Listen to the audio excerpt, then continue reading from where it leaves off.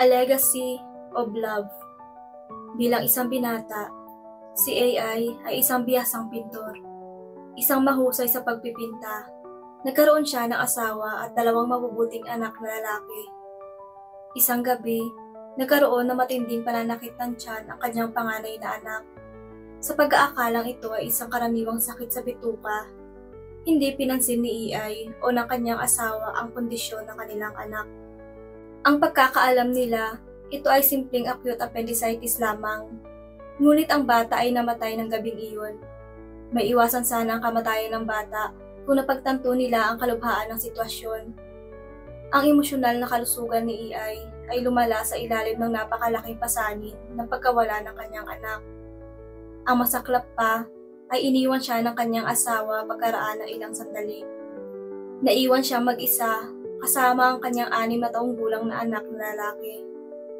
Ang sakit at pasanin ng dalawang sitwasyon ay higit pa at kinaya iyon ni AI.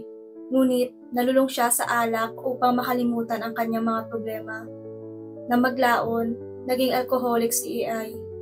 Sa pag-unlad ng alkoholismo, nagsimulang mawala ni AI ang lahat ng pag-aari niya. Ang tahanan, ang kanyang lupain, ang kanyang mga bagay na pangsining, lahat.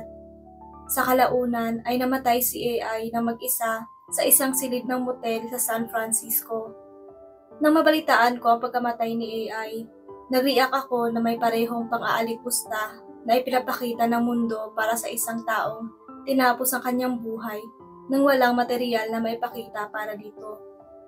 Isang ganap na kabiguan.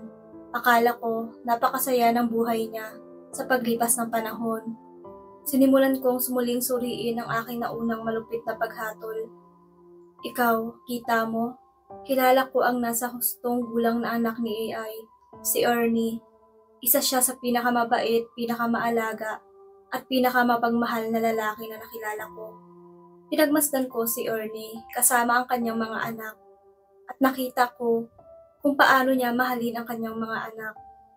Alam ko na ang kabaitan at pagmamalasakit ay kailangang magmula sa kung saan. Hindi masyadong ikinukwento ni Ernie ang tungkol sa kanyang ama. Napakahirap ipagtanggol ang isang alkoholik. Isang araw, naglakas loob akong magtanong sa kanya. Naguguluhan talaga ako sa isang bagay. Sabi ko, alam kong ang tatay mo lang ang nagpalaki sa iyo. Ano ba ang ginawa niya at naging espesyal kang tao? Tahimik na nakaupo si Ernie at nagmuni-muni ng ilang sandali. Pagkatapos ay sinabi niya mula sa aking pinakamaagang alaala bilang isang bata hanggang sa umalis ako sa bahay sa edad na 18 taong gulang. Si tatay ay lagi pumapasok sa aking silid gabi-gabi. Hinahalikan ako at sinasabing, "Mahal na mahal kita anak." Tumulo ang mga luha ko nang mapagtanto ko kung gaano ako katanga para husgahan si AI bilang isang kabiguan. Hindi siya nag-iwan ng anumang material na ari-arian, ngunit siya ay naging isang mabait na mapagmahal na ama. At iniwan niya ang isa sa pinakamahusay, pinakamapagbigay na lalaki na nakilala ko. Nanalo si Ernie sa isang Bobby G. Image game at siya ay naging isang sikat na pintor.